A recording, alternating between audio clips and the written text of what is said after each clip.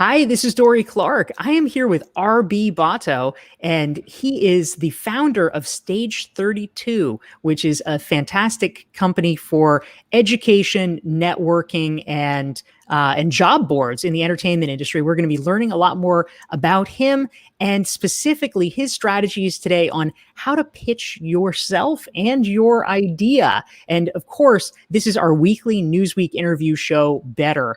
RB, great to have you here. Thrilled to be here. Big fan of the show and the mission of the show and of your newsletter.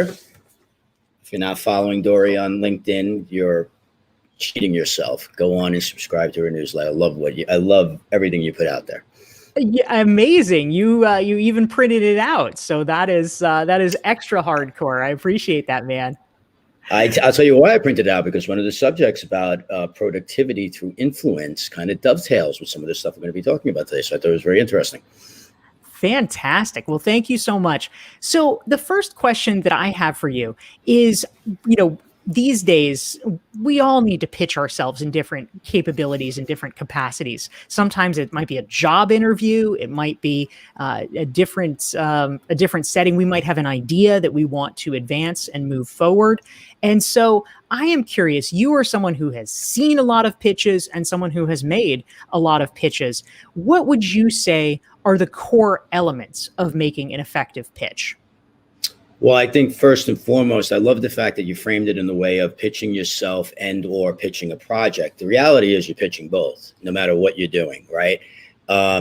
Maybe if you're pitching for a job, you're certainly pitching the qualifications, but you're also pitching the brand of you. And I think that that's what a lot of people miss is, what is the brand of you and what are you bringing to the table? And that all begins and ends with value and begins and ends with empathy. So to me, the qualities of a good pitch, I mean, number one is that you're coming in from a place of selflessness instead of selfishness. A lot of people think like, I'm going into a pitch, so my only job is to convince you, is to sell you on either myself or the project or the company I'm trying to launch, give me money from a VC, whatever it is.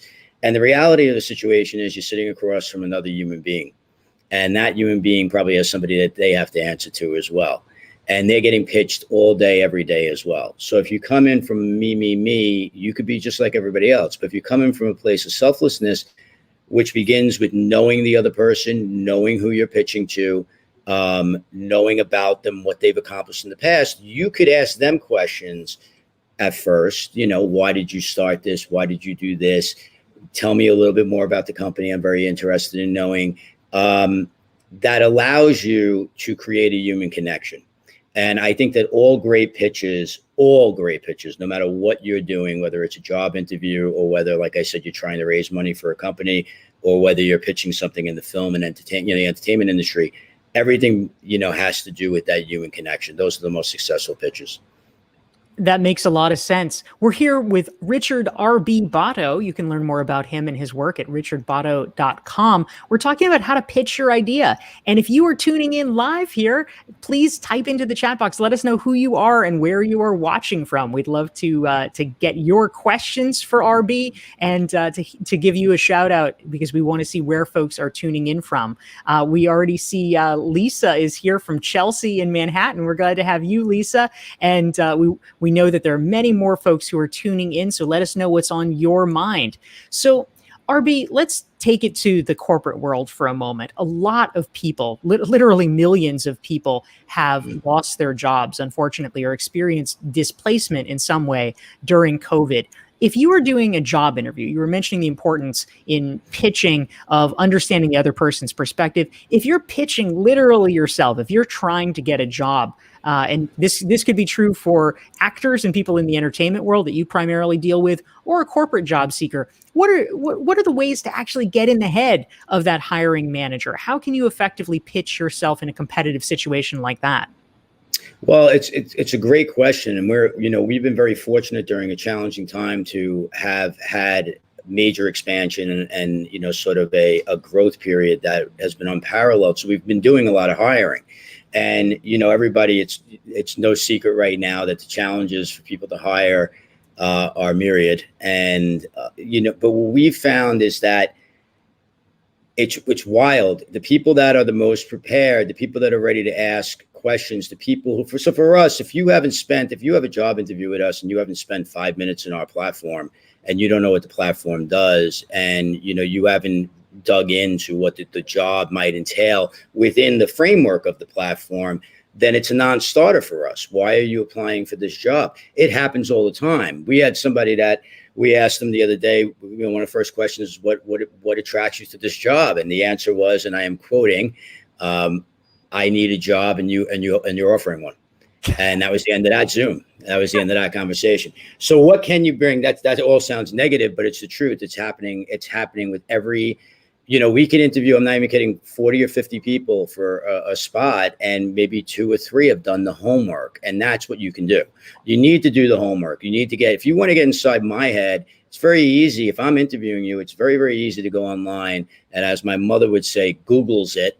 And Google me and see who, what I've done. There's plenty of media articles out there. There are plenty of interviews. I put up a ton of content on Instagram and on Stage 32. So you could be inside my head before you ever get on a Zoom call with me. And you can know exactly, how we operate and what our mission is and how we're trying to help people. And, all of that, if you learn that before you get on the job interview, before you get on the call, whether it's, or you come, if it's in person or if it's on Zoom, if you do that, I'm telling you, it sounds so simple, but you will have a competitive advantage over most people, because people just aren't putting in the time right now. They're not. They get, they're home, they're getting free money. They feel like they have time, so they're not interviewing up. And you have the opportunity to interview up. So I would just say the way to do that, though, goes back almost to the first question, which is you need to create that human connection. The brand of you is everything, right? If you understand the brand of the company you're interviewing for, if you understand their mission, and if their values fit your values, you should be able to convey that in the first 30 seconds of any interview that you do. I mean, you should. And it's going to make a difference. It certainly makes a difference to me when people bring up the mission right away and the work that we're doing. I think that's a really important point. And it is kind of stunning, the incredibly low percentage of people who actually are prepared, who actually have done the homework. So it might be easier than you might imagine to set yourself apart. So I think that's a great point, RB. We have a lot of wonderful friends tuning in here. I see DT is here from Rochester. We have Mindy in Maine. We have Isabella from New Haven. We've got Julie from north of Boston, and Janet from Syracuse. We've got, it's not just the Northeast. We've got a LinkedIn user watching from Minnesota. We've got Anna from New Hampshire, David from Indianapolis, our frequent guest, Patrick from the Upper East Side. This is great. Monica from Houston, David from Cedar Hill, Texas, Anna from Vancouver, Carlos from Colombia. We're so glad to have all of you tuning in. Please feel free to type your questions for RB Botto, the founder of Stage 32, into the chat box. We want to hear what is on your mind. Now, RB, to take it back into the world of entertainment, which is your world, I think a question that's probably on everyone's mind. I think a lot of people have, especially during COVID when the world got disrupted, many people have reconnected with their creative vision. People say, I have an inner, Ryan Murphy. I have an inner Shonda Rhimes. So one of the things that you actually teach people on Stage 32 is how do you pitch to Netflix. From what I understand, this is a very precise process. You do not want to mess around with it. You got to know how to do it. So if there is someone out there that has been angling, that has a creative vision, what do you do? Break us in here. How do you pitch something to Netflix? Okay. Well, everything begins and ends with relationships in this business. I know that's true of almost any business, but the entertainment business is more tribal than any other I've ever been in. And, the reason for that, I think there's a lot of reasons for that. I think 1, it takes a ton of people to come together to put together a project. 2, there's a lot of money at stake. And 3, if you're an unknown entity, they see risk. So how do you de-risk the situation? Well, the way do you begin? First thing you do is you embrace the long game. You understand that there is no such thing as an overnight success. It's a grind. You're on the grind, and you got to love the grind. And if you don't love the grind, you got to do something else. If you don't love the hustle, you got to do something else. I hate to sound cliched. Totally true, though. Absolutely true. If you embrace the long game, you'll realize, like, people will say, like, Brie Larson won the Oscar. Man, that happened overnight. She was just in Short Term 12 a few years ago. No, she's been acting since she was 6. And a lot of people just don't know that. There is no overnight success. What there is building blocks and structure. So I like to say that a lot of creatives have this worldview, 180 worldview. They all they see is the craft.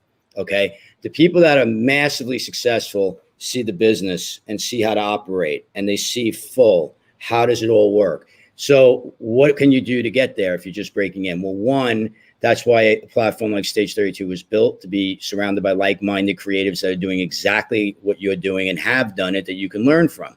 And that leads me into number 2, which is education. You have to understand how the industry works, and how people think, and why people greenlight projects, or why managers and agents sign a client. There is a methodology, a method to the madness, even though people might not see it right away.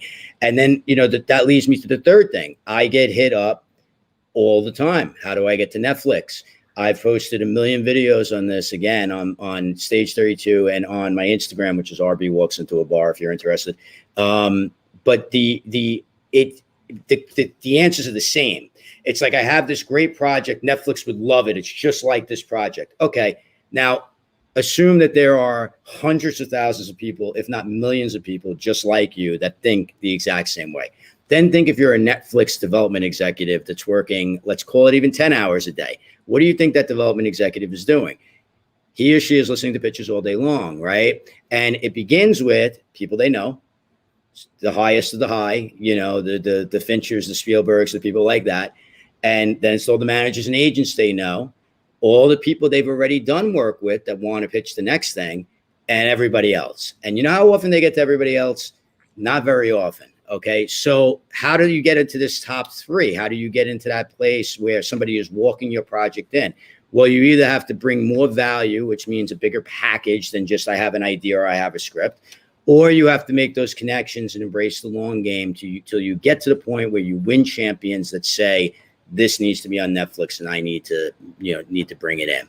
And that's it. Some people don't like that answer because they feel like that's going to take too long. Well, you're in the wrong business. You know what I mean? You gotta embrace it. You have to embrace it. And, if you do that and you do the brick by brick approach and you win champions, you will have success. I have no doubt, as long as the craft is there, assuming that the craft is on point. I think that's very true, RB. Thank you, and thank you for your kind plug of my future book. It's DorieClark.com/long game. Yes.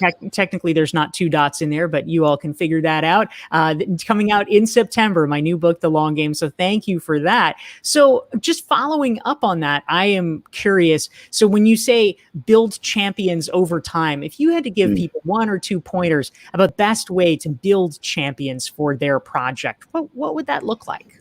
Yeah, I actually wrote I'm pointing the wrong way, pointing that way. There it is. An entire book on this. It's called Crowdsourcing for Filmmakers. But if you're not in the filmmaking industry, it doesn't matter. It's only because the company prints film books. But it's really, it's crowdsourcing for everyone. And what is crowdsourcing? It's identifying, engaging, and moving an audience on behalf of the brand of you and the brand of your products. How do you do that? How do you begin? It's everything that I said during the first question with the pitching is you need to bring value to other people. You need to, you need to be able to step in and you need to say, what can I do for you? I have a rule of 3 that I offer 3 times before I ever ask for anything when I meet somebody. And it's worked really, really well for me because people see that I care. And that I'm looking to build a relationship, that I'm not just looking, gimme. I don't care how high up the chain that person is either. I will still offer. There is always something you can give somebody. There's always value you can bring somebody, even if it's thanking them for sharing content or, sharing something with them or asking them how they're doing. There's always some value you could bring to somebody, especially a person that's being pitched all the time, because they're not looked at as human. They're looked at as robots, right? So winning champions begins with being visible, being out there.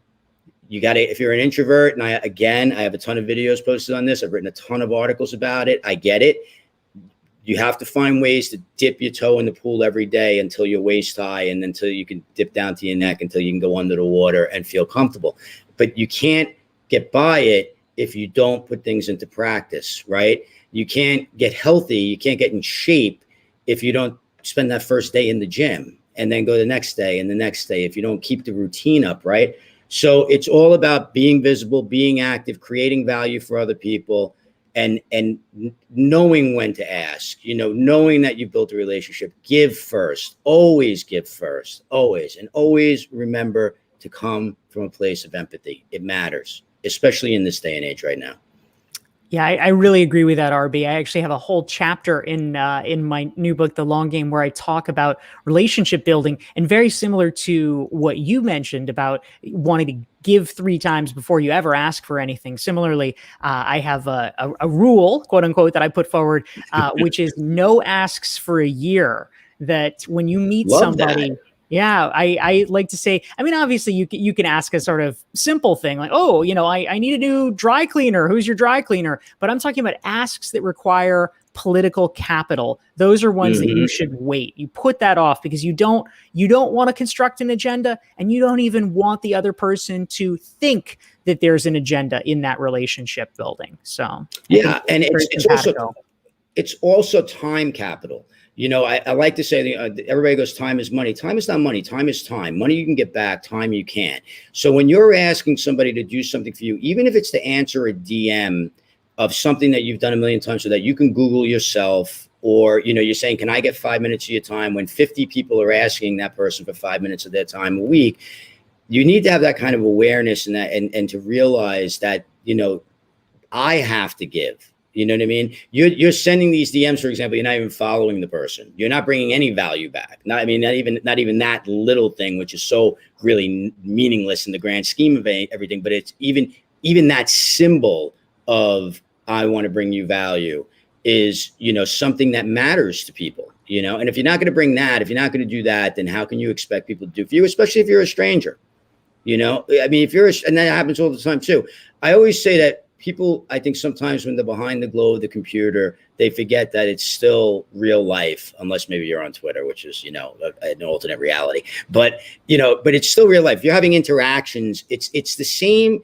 You have to treat it the same way as if that person was right in front of you, or those people were right in front of you. So would you walk into a crowded room at a conference in the middle of, 20 people talking and go, hey, I'm me, and this is my project, and this is my thing, and this is that? Of course you wouldn't. Of course, you come in and say, hi, how are you? Who are you? Like, what brought you here? Like, that kind of thing. And you bring value to the other person. So if you can get into that mentality and into that mindset that you treat your online life the same way you would treat your so-called in-person life, and especially now that we're spending more and more time online, then I think it changes your mindset. I think it changes your outlook on what you might think a little more before you hit that submit button or that post button or send that email. You know what I'm saying?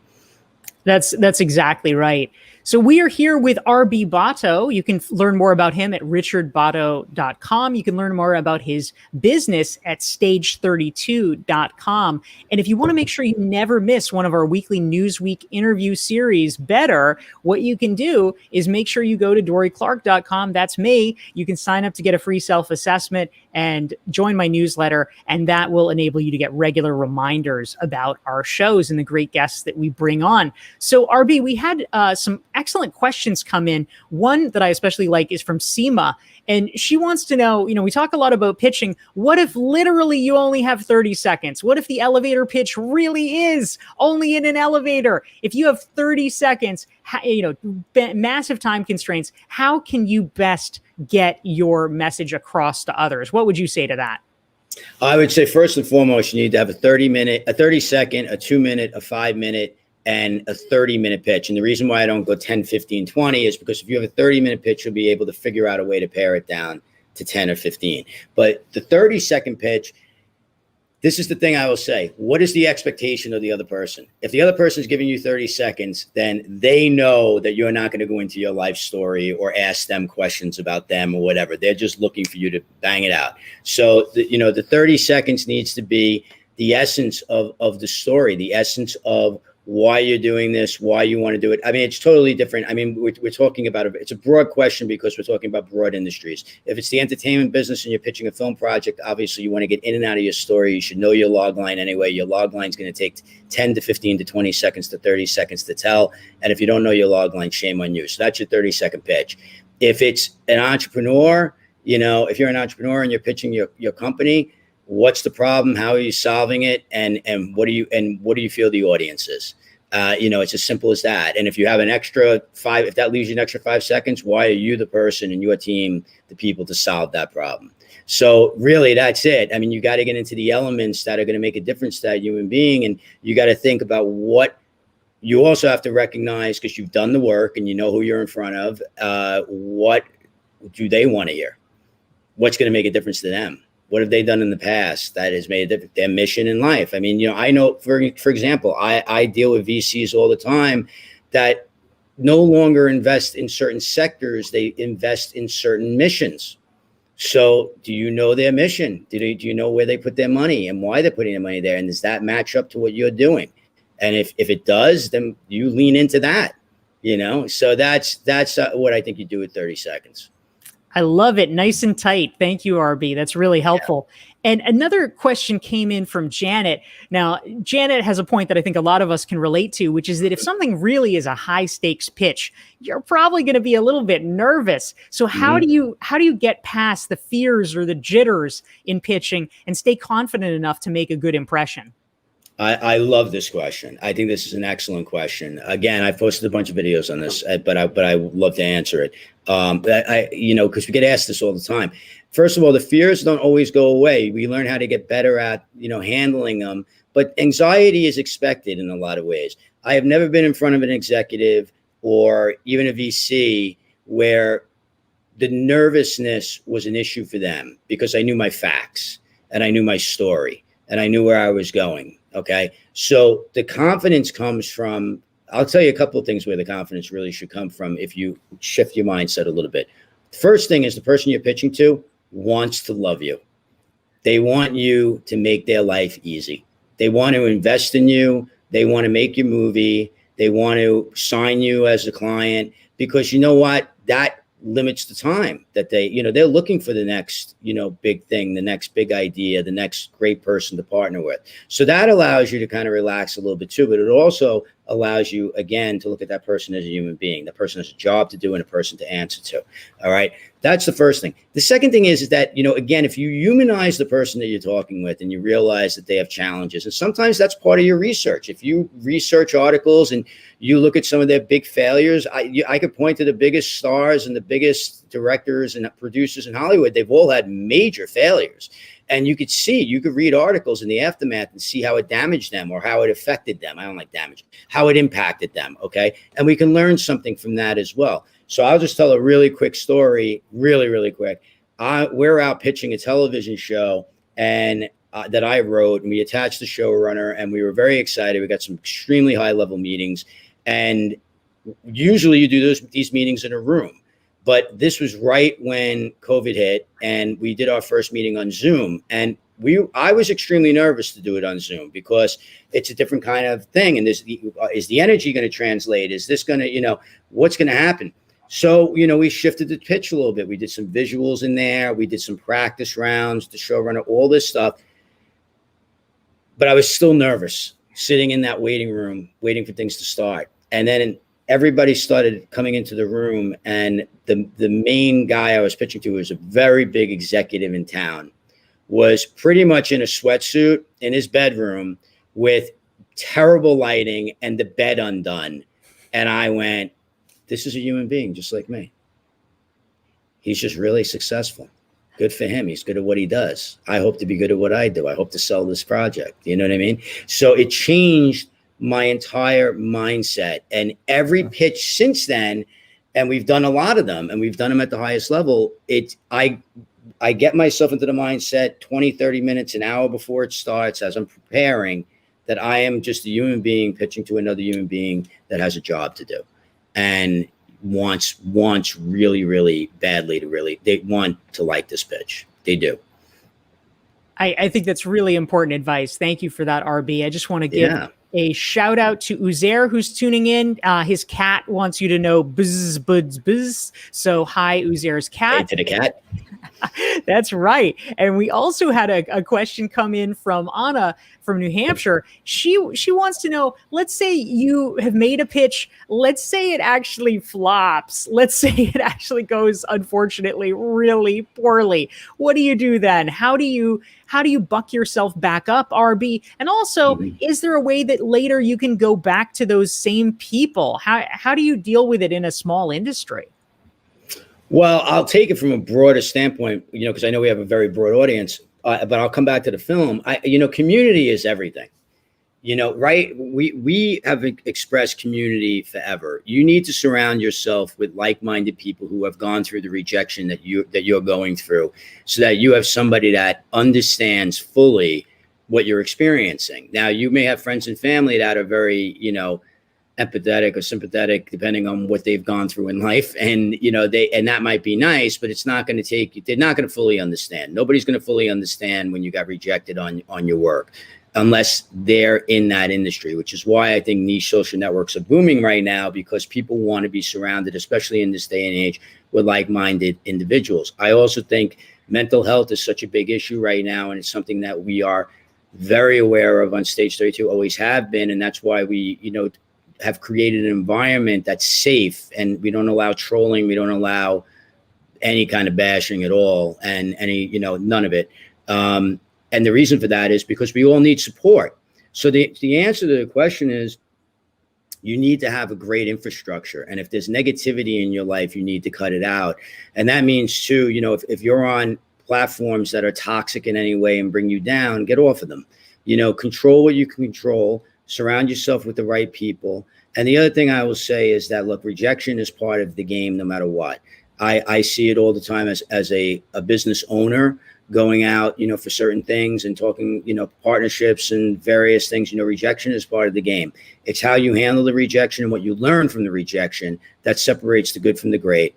And really what takes the great to the unbelievable is strength in numbers. And that's the community. So you need to surround yourself with that.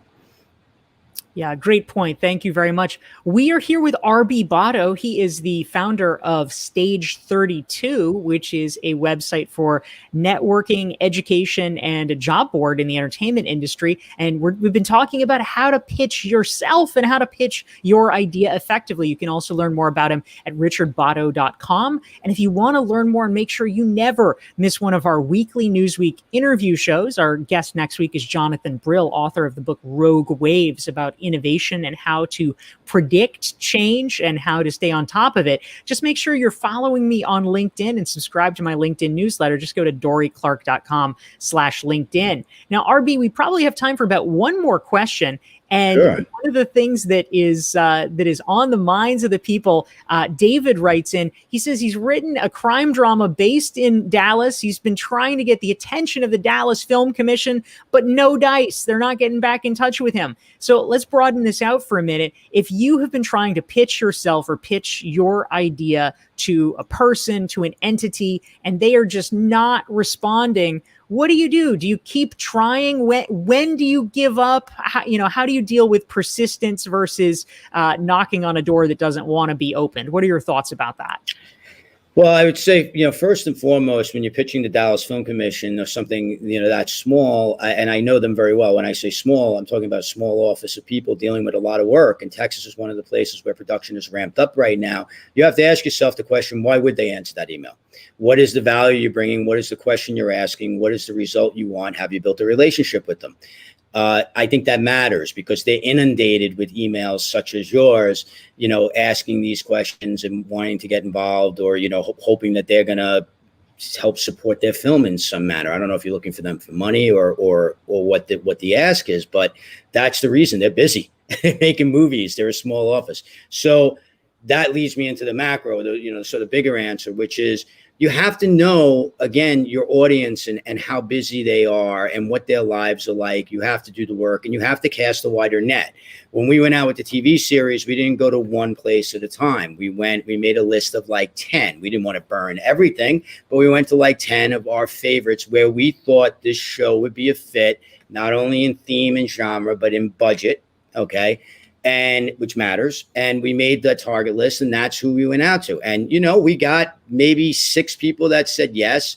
I wouldn't say the other 4 ghosted us, but the other 4 said not now. And so we got the responses, but I think we got the responses because we targeted, and because the people that were approaching them were reps in the business. So again, it's making those relationships. Can you make a relationship with the person that knows people at the Dallas Film Commission? You know, can you build that relationship so they can walk you in? Those are, you know, these are the things that make the world spin and make business spin. It's all about relationships. To answer your question about can you go back, or, you know, or how do you deal with it? Look, you know, sometimes in industry, it's not just the film industry, but others as well. Sometimes sometimes a lack of an answer is just, I'm not interested. And I don't want to respond to you because I don't want to get into a conversation with you. So if you bang your head against the wall a couple of times, learn from banging your head against the wall, and don't bang your head against the wall again. Keep, you know, shift your targets. Maybe shift your approach. If you're not getting a response, that's a big part of this, by the way.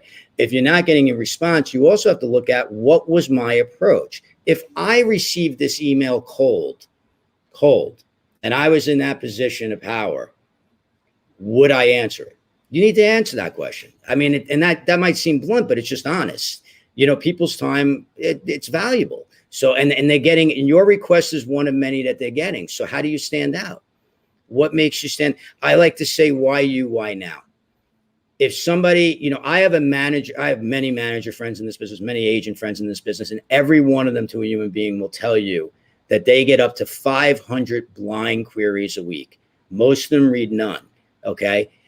They get other intake from other people. And they have to look at that, because taking a script reads an hour to 2 hours. If it's TV to film, they have to look at that and say, is this going to be worth my time? I only have so much. Okay. So ask yourself the question, why you, why now? And then ask yourself if the approach to what you want to get done is going to be clear to the person that you're targeting, and is going to define the why you, why now, but also that you don't start that way. Like I said, that you come from a place of selflessness first, because that makes all the difference. You know, I've been at events where the highest of the high in the VC world and even in the film world, you know, you're standing at a bar, at a party, an after party, after a panel or something, you know, along those lines, and people will come up and just launch about their new app or this new project or whatever. And every one of them's like, you got to get away from, like, you got to be kidding me. And then, but other ones will come up and they'll be like, that was an amazing talk. I learned the following. You know, I learned that you did, you know, I used to always make that mistake, but now I'm not going to make it anymore. And you know, that story you told, I saw myself in that, and thank you so much. That's the value. What's the natural thing that person's going to say? Thank you. Tell me about you. So what great. Are you doing here? Yeah. Love it. We've been here with Richard Botto. You can learn more about him at richardbotto.com. His business is stage32.com. And we have been talking about how to pitch your idea. Tune in next week and every Thursday, 9 a.m. Pacific, 12 p.m. Eastern. Richard, RB, so glad to have you here. Thank you for joining us. Such a thrill. And if you're listening right now, bring Dorie value by following her on social media, going to her LinkedIn, signing up for her newsletter. She brought you tremendous value. She brings you tremendous value every week. Bring her value back. Drop her a note of how great her show is, because it's unbelievable. Oh my goodness. Thank you, my man. I appreciate it. Please do the same for RB. You can follow him on Instagram. That seems to be the place. RB walks into a bar. Is that right? RB walks into a bar. Amazing. That's great. Oh, well, with the cat walks into a bar. A cat walks into a bar. Our broadcast is now officially complete. So thank you, RB, and thank you, everyone. Have a great week.